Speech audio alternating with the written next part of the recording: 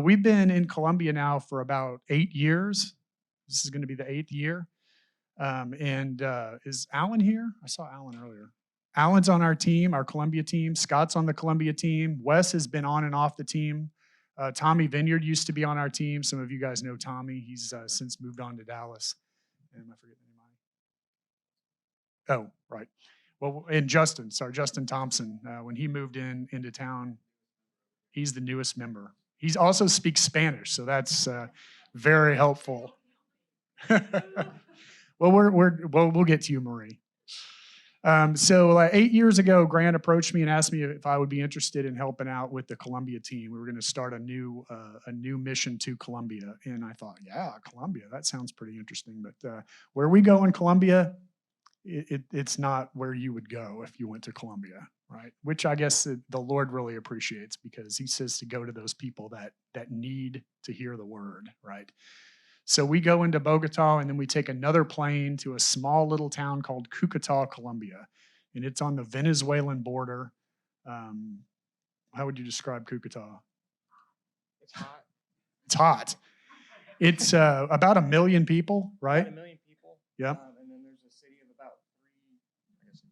there's about a city of 300,000 across the way, 200, 300,000 in Venezuela. So it's right along the border. It is very warm. Like we never left here, for sure, but great food. Yeah. So up until recently, when they finally reopened the border, the border there between Venezuela and Cucuta was the busiest border crossing in the world there for a time, because Venezuela has tanked financially, and so all the people would come over to Colombia to try to get their food and supplies that they needed, and then take them back over to Venezuela to their families and their churches.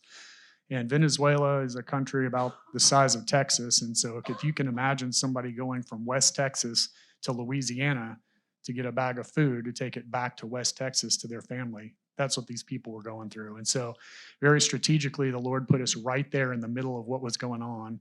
When we decided that Cucuta was the place to be, we were also serving the Venezuelans, and we didn't really know it at first. But that's become a key target of the ministry there in Colombia, is also the Venezuelans. So as a church, you guys are so generous in your giving, in supporting of the missions. And that's awesome, because the Lord tells us to go, right, and make disciples of all nations. And so we support a minister and his wife there in Cucuta, Colombia. His name is Ronald and Monica Sabino. There's a picture of them right there. They have 2 boys. When I first started going over there, the big boy was about as big as the little boy. They're really growing up. So he is a minister at the Iglesia de Cristo there in Cucuta, Colombia. And when we went over there in 2008 for their first service, there was maybe 50 or 60 people, and now they have 200 people coming regularly to the church there. They have a vibrant soccer ministry as well, which interestingly is probably the best outreach for the entire church, is through the soccer ministry. You get the kids interested, and then the parents start showing up, and the parents get interested in what's going on as well. We also support a mission there called the Help and Hope Center, which, if you can get your mind around it, it's like an after-school program for kids who aren't getting enough education in their normal week. And some of these kids actually get no education. For whatever reason, they're not able to go to a school. Some of them may be Venezuelan kids, and the Venezuelan kids are not allowed to go to school in Colombia. So the Help and Hope Center steps in and provides them not only academic training and information, but also biblical training. They also teach them music and how to play instruments. And of course, there's a vibrant soccer ministry associated with that as well. And so I'll jump over and let Scott talk for a minute, because he can tell you exactly what they did on the trip. But it's an awesome, exciting trip. You get to really see lives being changed while you're there serving them. Whether you're praying with somebody or whether you're delivering somebody a bag of food, you really know that you're making a difference. And so it's a great place to go. It's a great place to be. And I'm so thankful that Grant decided that the Lord was sending us to Colombia. All right. Just in case you don't know me, Scott Opaleski. You probably know my wife, Carrie. So she's the good part of the 2 of us. So unfortunately today you have me. Sorry. And somebody said, yep, that's the truth. So I guess, no.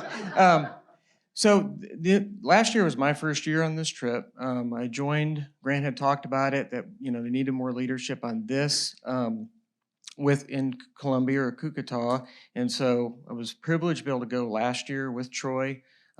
Because of COVID, I think that was the first trip since COVID. So we had to, get a good look, get the lay of the land again, make sure everything was running the way it's supposed to and what was going on. And it was a good learning time for me. And what I found is I fell in love with the people. Not just the leadership, but all of the people. It's a kind and loving people that you don't run into anybody.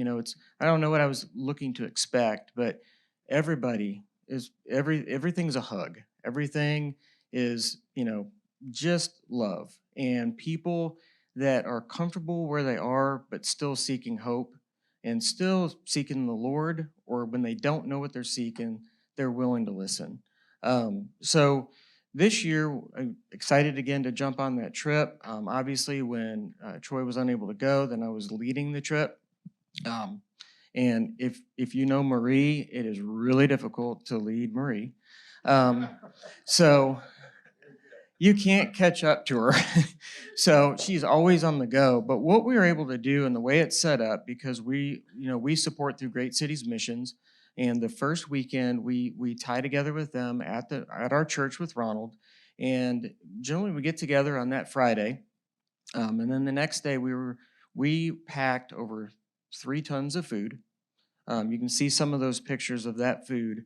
The food that we packed up, along with basic necessities, toothpaste, toothbrush, things of that nature, were all packed up in a morning that room has no air conditioning, there's no fans, there's just a lot of people and a lot of heat. And we were able to push through and pack up all of that. And what that was for is the Venezuelan ministry that was going to have 2 months worth of food and necessities for 15 churches that were there. Those ministers or those pastors come over with some of their people. And this year, much easier because they can drive across the border. So they would take one car, drop it off. But they're packing up all of this food and taking it back to their churches. There was also like vitamins, medicines that they were able to provide as well, basic necessities, which was really rewarding. Very hot, very. I know we're going to have everybody come up and do a little story, but that's a great time to get together, get to know each other, get to know the people that we support there. And what's really beautiful about this church is it's not we come in and we do all the work. They are side by side. They have ownership. And I think that's something we can learn as well, as they have full ownership in their church. There's not one person that doesn't do something. So we do the packing, and then there's a short break, and that's the next opportunity, is that we go upstairs and we're able to sit, communicate, have prayers, talk to each other, get to know some of the Venezuelan pastors, see and hear about what's going on and what they're dealing with. And then we go back down, and that's where we start separating what we've packed into 25 bags per church, and that's what they pack up and take. So while we're doing this, you have to do the old assembly line, and you're throwing big packets.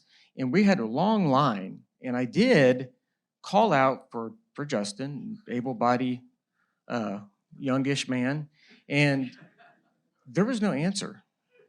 So after the work was finished, he moseys on down. And I asked him, well, what were you doing? He goes, oh, well, people wanted to talk to me. I'm like, well, that work can happen after the real work. So that's pretty much what happened the entire time. I don't think he worked. So we do need more people to come with us next year to make up for his lack of work. So, and because he will be there. He thinks just, interpreting for us is something big.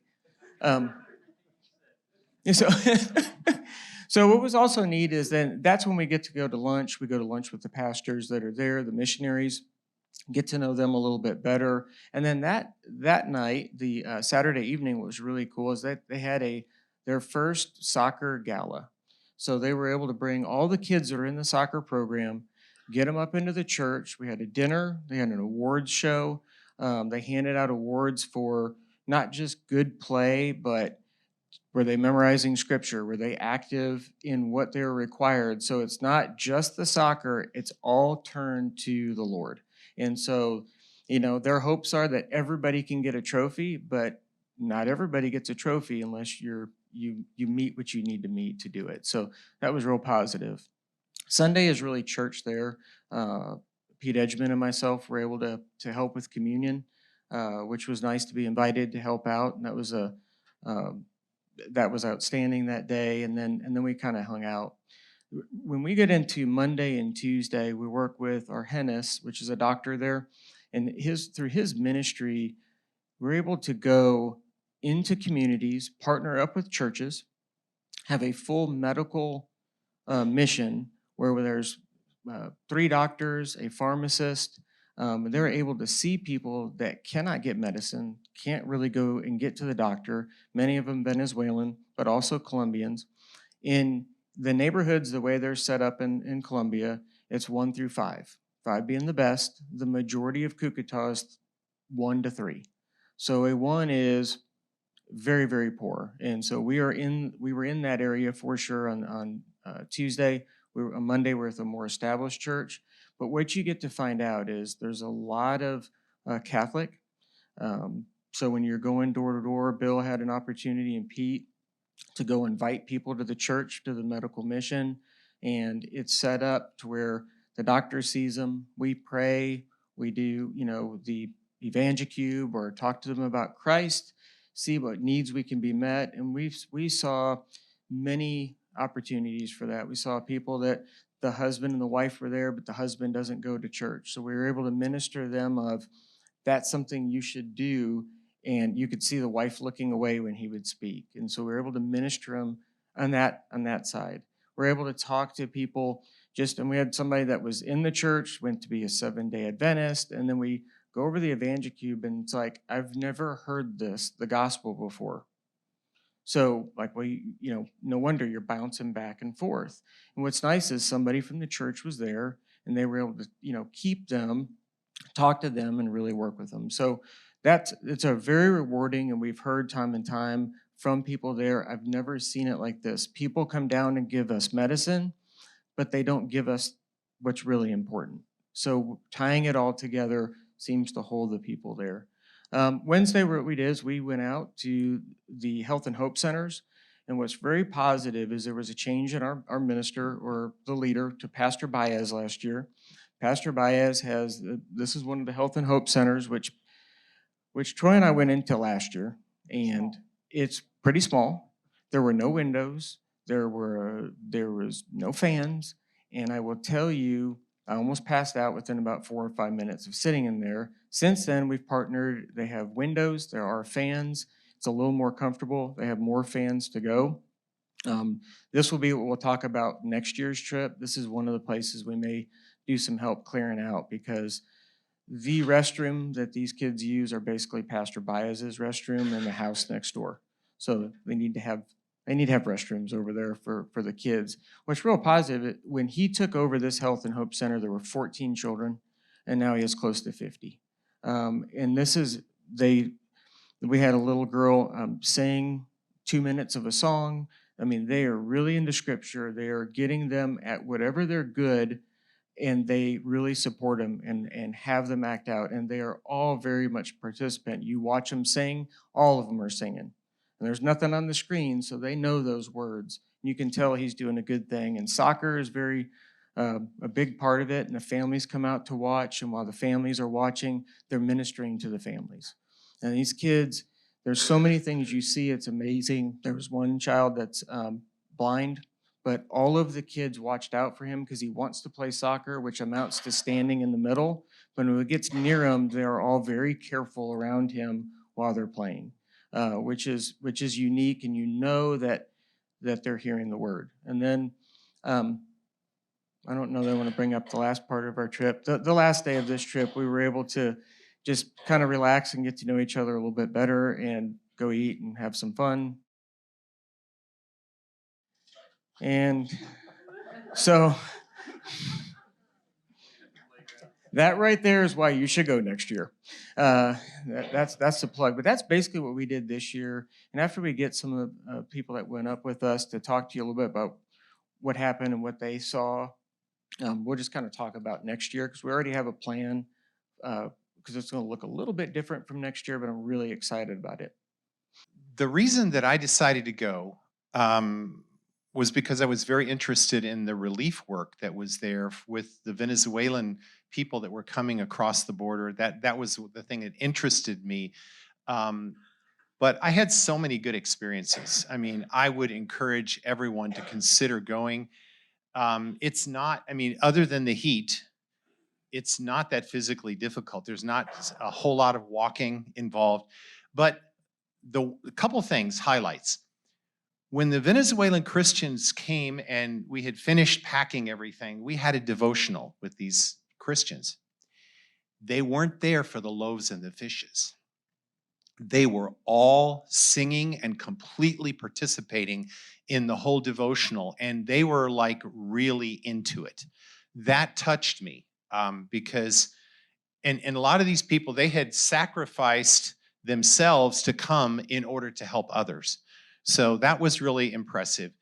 The other thing that I thought was really cool was the way the children in the soccer ministries were being taught the scripture and were being taught the word of God, and they were engaged. They were involved in both soccer ministries that we saw. The other thing I would tell you is do not be afraid if you can't speak Spanish. Mi español no está bueno. My Spanish isn't very good. I know a little bit. I can understand a few things, and I can say a few simple phrases. But the translators that we had were outstanding. These were Christian young people that Argenis, the doctor, knew. And even though, I mean, Justin did an excellent job in translating, but we broke up into teams of 4, and we had a translator for every team. So I felt like I could really do things even though I couldn't speak Spanish that well. So that was really good. I would just encourage anyone that can go. It's definitely worth experiencing. And I love those people. I've been there 3 times, and a lot of them I know personally. I correspond with them through WhatsApp. And by the way, Abel sent me a note, and he said to tell everybody that he appreciated the people coming to Cugatah and all our prayers. So you are very appreciated. And every time you go, for the first time you go, you'll go back. That's just the way it is. Those people are the most hospitable, and they actually love you. And you can't help but love them in return. So it's and I appreciate, because when I first went, they were in a little bitty building, and they have now gotten a larger building, and they themselves are doing the work. Each member does something, and they've painted, they put in a toilet or a couple of toilets, and they do it when they get the money. So when they finish everything, it'll all be paid for. So they're very studious as far as their finances go. And I appreciate the fact that Ronald and Monica have done a great job with this church, because they are beginning to establish smaller little churches, or they're going to out into the boroughs, into the areas where you don't really want to go, but they do. And he's got enough people in his church now to help him do things like this. So what we are helping, and what we go out there periodically, some of us, and help them do, is increasing their knowledge of Jesus Christ. Because like they said, some of them don't even know.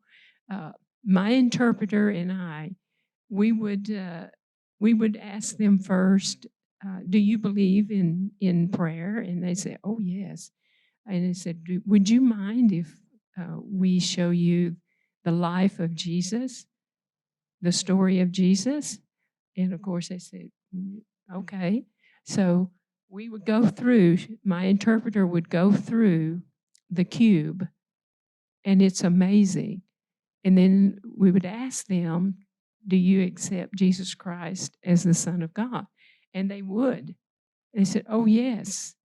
So we got several, not everybody, but we got several converts. And it's so, you just have to go. I can't explain everything to you, but once you go, you're hooked. And I told Bill that, I said, you're going to be hooked. And he is. So I encourage you all, I don't care how old you are. Hey, look at me. I'll be 80 years old next year.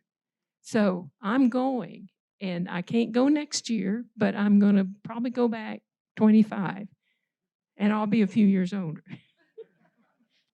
I want to say something that really relates to me about this work. So, I've been getting to know Ronald for about a year and a half now, meeting with him about once a month through Zoom, talking with him. It's always interesting when you meet a person because you're getting the perspective from them of who they are, right? Which always comes with rose-colored glasses, right? You know, if you're getting to know me, I'm usually going to tell you the good stuff about myself. And so I was curious going down to Cucuta, what's this church really going to be like? It's kind of related to, you could ask me how good of a husband I am, but really, you need to ask my wife, right?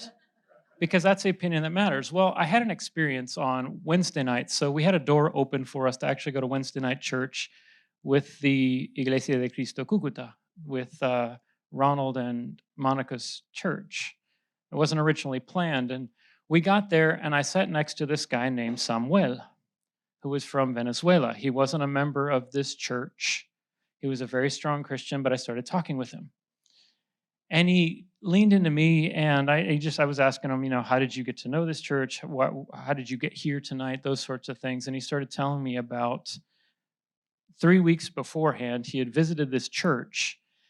And he said, you know, I'm a member of the First Church of Christ in Venezuela who had elders, and kind of took him at his word. And he said, but when I came to this church, it was something different. This church has leadership. This church has vision. This church is doing something in this city and is a refuge for Venezuelans. And I thought, here is a guy who is not from the inside that's giving me a picture of this church that we get to partner with, that's making me think, okay, this is a good thing. This is not just me hearing from them about how great of a job they think they're doing, which is a valid thing, but from somebody on the outside. So if that gets you excited about potentially going next year, we're serious about this goal of like a good number of people going. This is a good work that has set down a lot of really good roots in the community. And so that's kind of the story I wanted to share, because it's not just the people in Cucuta who are a part of this that are making a difference, but it's making a difference in so many communities around them. So I encourage you to come. Yeah, that's exactly right. And you know, you may think, well, what am I going to do over there? But let me tell you, just your presence there means so much to these people. Like I said, this is a place in Colombia where not a lot of Americans go. Not a lot of people from North America go there. Um, I remember the first year we went, we were there with another church, and there was a guy that was taller than me. And when we went walking through the little mall there, people would just stop and look at us and just watch us walk by because they'd never seen anybody that looked like us before. And so when we go and love on these people, they think, wow, who am I that these people are coming from America to be part of our lives? And so it means so much to them that we're just there, that our presence is there. And so I'm going to let Scott close up and kind of tell us about what the plan is for next year. Right? All right.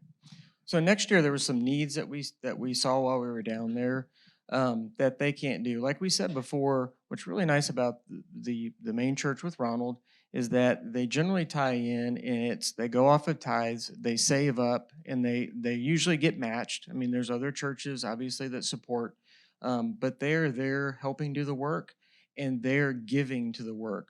For instance, in the morning there's a lady that was making empanadas. all of the funds from the empanadas all go to the building ministry. So any of the air conditioners, all of that goes there. So with all of these things they're doing, it needs a paint job. So they're working with us to figure out how we can partner with them to help paint the inside, possibly the outside of the building. Um, there could be some cleanup at the soccer ministry at the Health and Hope Center that we can use some able-bodied folks there to do some basic work, because Pastor Baez's vision is far more than a soccer ministry and helping them with homework. He wants to provide where they can make a garden and have extra food that they've worked at. So he needs help clearing the land and getting those ready, getting something ready for the latrines, but he wants a safe play area besides just a soccer field. Like to put some grass down. If you see the soccer fields, it's all pretty much hard mud or hard stone with potentially glass. I'm just not sure. It's that play soccer at your own risk. But those are some of like the things there, and then we will continue to do the medical mission, which is a great opportunity. If you've never gone and talked door to door, we go with the interpreter, and it's an opportunity to go share Jesus and the hope in Jesus, and then also be able to invite them somewhere. So it helps them all the way around, and you just get to meet those people. And those are some of the things that we have planned for next year. We do have, if you're interested, we do have the flyers for this particular trip. If evangelism is really what you're pushing, we have the E3 trip, which is something I won't be on, but I know Maria's been on that. Richard, you've been on. There are great resources to talk to about that. That's at the end of August. So would really like you to come with us.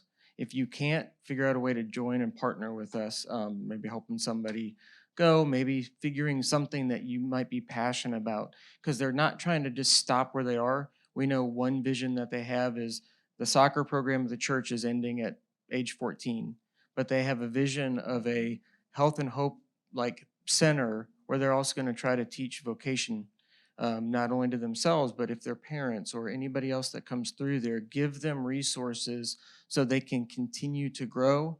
And the other thing that we're going to be able to partner with is as they're going, and I wish we had the map of Kukata, there's several neighborhoods, and they're specifically picking neighborhoods to plant churches, to have house churches and continue to grow. So we have talked to them next time we go, doing some sort of a block party, possibly going door to door and inviting people, but really being there to help them grow in Kukata and in the neighboring areas. So we'd really like you to consider.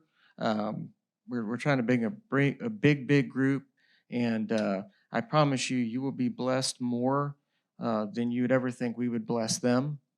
And to me, it was an honor, and I just look forward to next year, Lord willing. And the other thing is, you get to know the people you go on the trip with.